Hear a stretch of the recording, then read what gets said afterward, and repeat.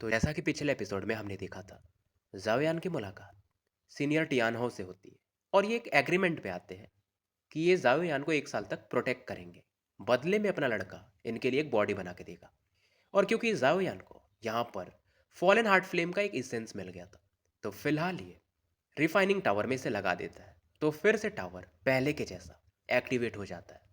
और वहीं बाहर आने के बाद इसकी मुलाकात इसके बड़े भाई जिया और बाकी लोगों से होता है और इसे पता चलता है कि इसका सीनियर अप्रेंटिस ब्रदर फिर से एक बैटल करने वाला है। तो फिलहाल ये लोग भी बैटल की तैयारी करते हैं। अब आगे अब यहाँ पर सीन शिफ्ट होता है और सीनियर मो को दिखाया जाता है। अलग अलग सेक्ट से लोग यहाँ पर इकट्ठा होने लगे थे और हमें हान फेंग को दिखाया जाता है। और यहाँ पर जितने भी लोगों को इसने गैदर किया था, सभी को ये भड़काना शुरू करता है कि हम ब्लैक फुट वाले और जियानान एकेडमी वाले कभी भी अच्छे टर्म में नहीं रहे। और जैसा कि आप लोग देखते हो कि जियानान एकेडमी वाले यानी कि लॉ इन्फोर्समेंट उनका जो टीम है, हर साल हमारे कुछ साथियों को मारते रहता है। और इन्हें बताता ही है कि जो डेमन एम्परर है इस वाले एरिया के, उन्हें भी, हालांकि उनका पावर लेवल डाउजोंग 7 स्टार पे, फिर भी उन्हें पॉइजन कर दिया गया था जियानान एकेडमी के द्वारा। और यहाँ पर ये जो हिनशान थे ये डिस्कस करते हैं कि ये जावियान ये काफ़ी खतरनाक बंदा है और इसका अंदाज़ा हमें भी अभी तक नहीं है कि ये कितना अंदर तक खुद को छिपा के रखा है। और हानफिंग भी आग में और घी डालने का काम करता है कि फिलहाल इन्होंने ये जो जायो क्लैन बनाया यहाँ पे, ये भी काफ़ी तेज़ी से एक्सपैंड कर रहा है और इसके पीछे कहीं ना कहीं जियानन एकेडमी वाले ही हैं, क्योंकि जायो क्लैन का फाउंडर वहीं पे बैठा है। अब लोग यहाँ पर अपने में डिस्कशन करने लगते हैं कि करना क्या है। और हान फेंग यहाँ पर सबको सुझाव देता है कि हम अकेले उनसे जीत नहीं सकते, तो हमें एक अलायंस बनाना ही पड़ेगा। और ये भी बोलता है कि सेक्ट लीडर मो और ओल्ड मैन यिंगशान ये दोनों इस बात के लिए मान चुके हैं। और हान फेंग यहाँ पर माइंड गेम खेलता है, भाई सेक्ट लीडर कोई भी बने उससे फ़र्क नहीं पड़ेगा, मतलब अलायंस लीडर, लेकिन हमें जल्द से जल्द अलायंस बनाना पड़ेगा। ये वैसे भी मेरा एक सजेशन है, नहीं तो अगर फ्यूचर में जियानान एकेडमी और जायो क्लैन वाले आते हैं तो फिर सोच के देख लेना। और अभी ये लोग डिस्कस ही कर रहे थे, तभी तालियों की आवाज़ आती है और जाओ यान यहाँ पर एंटर करता है और साथ में एल्डर सुन, लिटिल फेरी, जिया और बाकी लोग। अब जावियान भी यहाँ पर माइंड गेम खेलता है कि जो भी लोग मेरे और माया वैली के बीच में नहीं आएंगे, मतलब मेरा जो सामने वाला दुश्मन है, तो मैं उन लोगों को छोड़ दूंगा और हम फ्यूचर में फ्रेंड भी कहे जा सकते हैं। अब बाकी लोग यहाँ पर सोचना शुरू करते हैं। अब हान फेंग यहाँ पर जाओयान को ओल्ड मैन मो और यिंगशान से डराने की कोशिश करता है।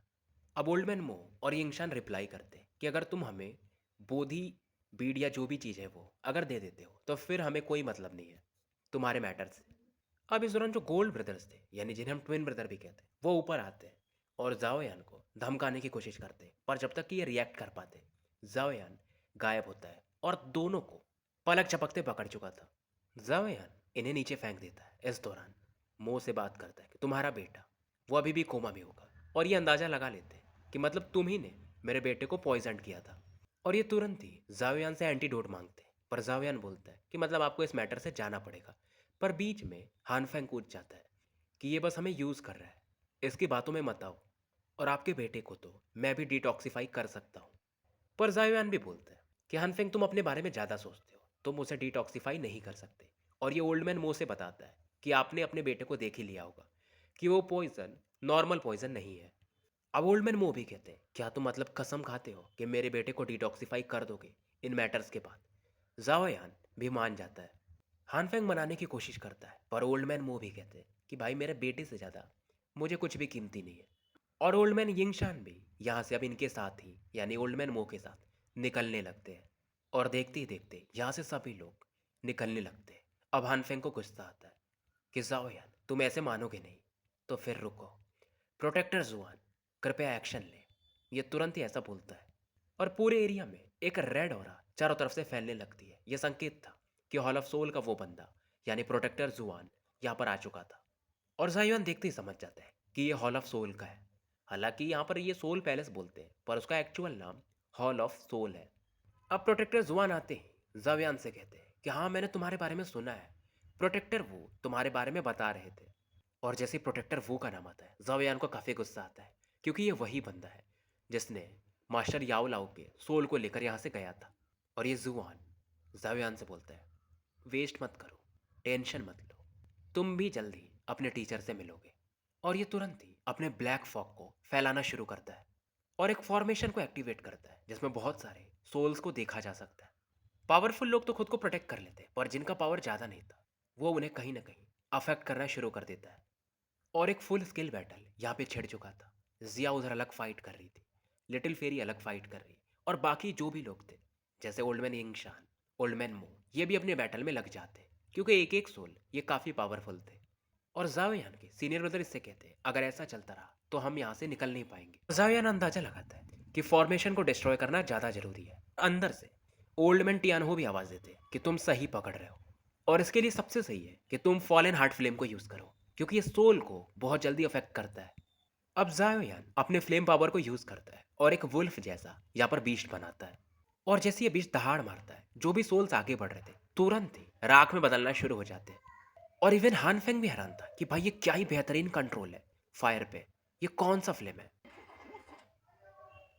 और इस लेवल पे इवन प्रोटेक्टर जुआन भी हैरान होता है और कहता है वैसे भी मैं ये जो फॉर्मेशन यूज़ कर रहा हूँ ये 10,000 सोल इनवॉय फॉर्मेशन है, इसे इतना ईजिली डिस्ट्रॉय नहीं किया जा सकता। अब ये बीस्ट जो था जो कि जायोयान ने बनाया था ये काफ़ी तेजी से आगे बढ़ता है। वहीं प्रोटेक्टर जुआन ये अपनी ऑरा को यूज़ करते हैं और एक बड़ा सा हाथ इस बीस्ट की तरफ बढ़ता है। और जाओयान इस बीस्ट पे और ज़्यादा फ्लेम पावर को यूज़ करता है ताकि उस हाथ को ये डिस्ट्रॉय कर सके। और फाइनली जैसे उस हाथ को ये पीछे ढकेलता है, जो फॉग था थोड़ा सा पीछे हटता है और फॉर्मेशन के नीचे में एक बड़ा सा सोल टाइप क्रिएचर दिखाई देता है जिसका एक अपना आर्मर था, एक अलग बॉडी थी, शैतानों के समान ये दिख रहा था। अब जाओयान इसका जो बीज था इसे ये डिसॉल्व कर देता है और इसे समझ में आता है कि इसे दूसरा टेक्निक यूज़ करना पड़ेगा। और ये जैसे ही शायद फ्लेमिंग बुद्धा लोटस बना रहा था तभी अंदर से आवाज़ आती है कि मैं इससे डील करता हूँ। और ये कहते हैं कि यार देखो, वो जो बीस्ट है बेसिकली सोल टाइप क्रिएचर है, तो अगर मैं उसे एब्जॉर्ब करता हूँ तो मेरा सोल जल्दी जल्दी रिकवर करेगा। जाओयान इस दौरान पूछता है कि सीनियर क्या आप श्योर हो कि आप जीत सकते हो बैटल। वो हंसते हैं कि टेंशन मत लो। उधर वो जो एविल बीस्ट था वो धीरे धीरे अपना शेप लेना शुरू कर चुका था। और जाओयान को भी फील होता है कि ये जो बीस्ट है इसका जो किलिंग हो रहा है वो काफ़ी स्ट्रांग है। और वहीं प्रोटेक्टर जुआन कहते हैं टेंशन मत लो, आज तुम मारे जाओगे। इधर जाओयान भी लिटिल फेरी और बाकी लोगों से कहता है कि प्रोटेक्टर जुआन और उस स्पिरिट को मुझ पे छोड़ दो। और हनफेंग भी हैरान था कि दो डाउजोंग जो कि वो जो बीस्ट भी है वो भी डाउजोंग लेवल पे है, ये उन दोनों को अकेले टारगेट कर रहा है, ये सोच क्या रहा है। इधर वो क्रिएचर काफ़ी तेजी से आगे बढ़ता है, इधर जाओयान भी। पर जैसे वो अपना मुक्का मारता है, जाओयान 3000 लाइटिंग टेक्निक को यूज़ करके इस बीस्ट के पीछे प्रकट होता है और अपने जुआन रूलर से अलग अलग डायरेक्शन से इस पे अटैक करता है। लेकिन वो बीस्ट भी काफ़ी फास्ट था, अचानक से गायब होता है, जावयान के पीछे प्रकट होता है और इसे डिवोर करने लगता है। और इस सीन को देखकर हानफेंग काफ़ी खुश होता है क्योंकि इधर ये बीस्ट जावयान को अंदर डाल चुका था। तो प्रोटेक्टर जुआन भी काफ़ी खुश थे कि बच्चे ये तुम्हारे एरोगेंस का अंत है। इधर वो जो बीस्ट था वो एक पंच बढ़ाने की कोशिश करता है, लिटिल फेरी आगे जाने ही वाली थी पर जो एल्डर थे इसे रोकते हैं। और तभी इस क्रिएचर के पेट में अलग ही एक्सप्लोजन जैसा होने लगता है क्योंकि जावयान पेट के अंदर था, इधर एंसेस्टर जाग चुके थे और इस बीस्ट का जो सोल पावर था इसे डिवोर करना शुरू कर देते हैं। और जावयान भी इनको सपोर्ट करता है अपने सोल पावर के साथ, इनके कहने के अनुसार। इधर जो भी कंट्रोल था इस क्रिएचर पे प्रोटेक्टर जुआन का, ये उससे भी हाथ धो बैठते हैं। और फाइनली एक एक्सप्लोजन के साथ ये क्रिएचर यहाँ से गायब हो जाता है और इस रेड ऑरा के बीच में मेरा लड़का जावयान को देखा जा सकता है। और ओल्ड मैन इंसान को भी बोलना पड़ता है कि इस लड़के को मैंने कुछ दिन नहीं देखा और इसका पावर लेवल फिर से बढ़ चुका है। और ओल्ड मैन मो भी बोलते हैं कि शायद मैंने जो डिसीजन लिया वो सही लिया। और वहीं ओल्ड मैन लिंग टियान हो जो कि जावयान के अंदर है, वो फिलहाल एक गहरी निद्रा में चले जाते हैं। और ये जावयान से कहते हैं कि इन 10 दिनों तक तुम्हें मेरे सोल को नरिश करना पड़ेगा। और प्रोटेक्टर जुआन इस दौरान जावयान से कहता है कि वो एविल स्पिरिट मुझे वापस लौटा दो। और हानफेंग इधर इनको समझाने की कोशिश करता है कि वो लड़का तो देगा नहीं, मुझे फाइट करना पड़ेगा। जुआन को गुस्सा आता है और हानफेंग को एक चमाट लगाते हैं। जुआन के लगातार कहने पे जावयान भी कहता है अगर तुम हानफेंग को मार दोगे तो शायद मैं तुम्हें एविल स्पिरिट लौटा दूं। पर जुआन भी समझदार बनता था, ये कहता है कि पहले तुम स्पिरिट लौटा दो, उसके बाद मैं इसे मार दूंगा। अब जावयान को भी गुस्सा आता है और ये अपने ग्लेज्ड फ्लेम को रिलीज करता है। जुआन हानफेंग से कहता है कि मेरे साथ फाइट करो, पर तभी पीछे से हानफेंग इसके अंदर से तलवार आर पार निकाल देता है और इससे कहता है कि अपना सोल मुझे दे दो, वैसे भी अब तुम किसी काम के नहीं हो।